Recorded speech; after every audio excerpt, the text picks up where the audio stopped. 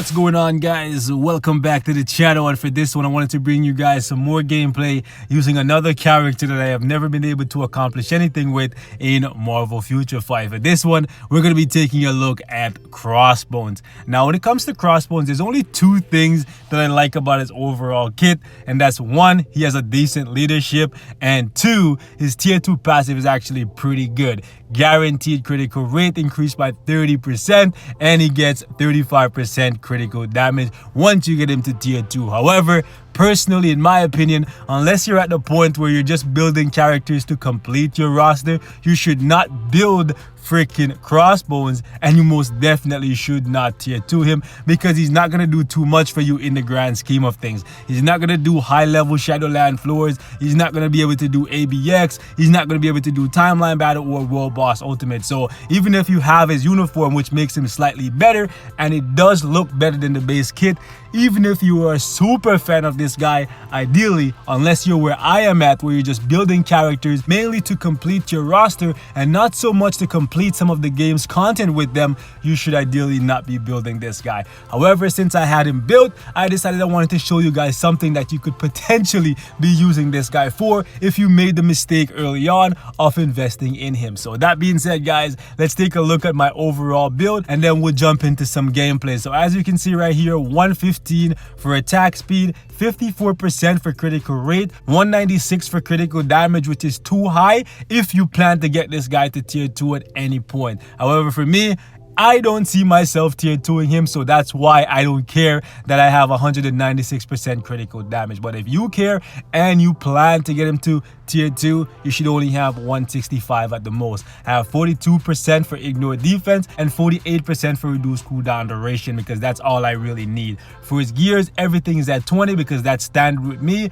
However, I would say do not give this guy any Urus. I don't care how much of a fan you are of this guy, do not waste your time giving him Urus. For his overall skill set, he's not that terrible in terms of survivability. He has 3 partial iframes, actually 1 full iframe on the 2 right here, a partial on the 3, and a partial on the 4. So that's why I don't refer to him as straight garbage like I do for a lot of the other characters, because his damage is pretty decent thanks to his self-buffing leadership, and he does have some survivability tools here, but I think he needs a little bit more. Even with his uniform, I don't see him being a top tier character in any kind of game mode, okay?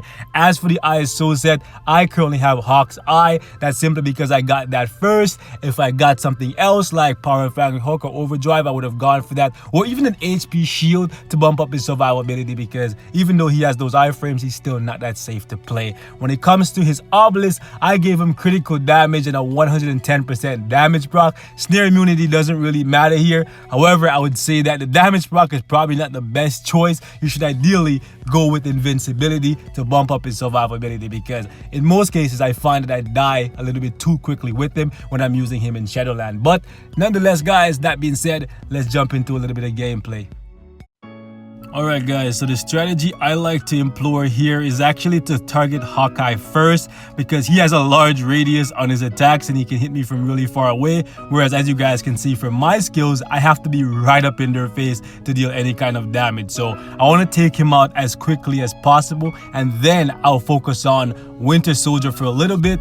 But the order I like to take them out in this stage in order to ensure that I get the win is actually to go after Hawkeye first, Ant-Man second, then Winter Soldier, and Spidey last, right? So right here, I'm going to weaken Winter Soldier a little bit, and then I'm going to switch target and actually go after Ant-Man, because I don't want to leave him alone for too long, because then he's going to do that, which deals a lot of damage, and ideally, I don't want him to enter his 4 skill, because his 4 skill is actually going to pick me apart, like seriously, because it's a long iframe, and I can pull him out of it using the iframe on the 2, but I just don't want to let him go in there at all.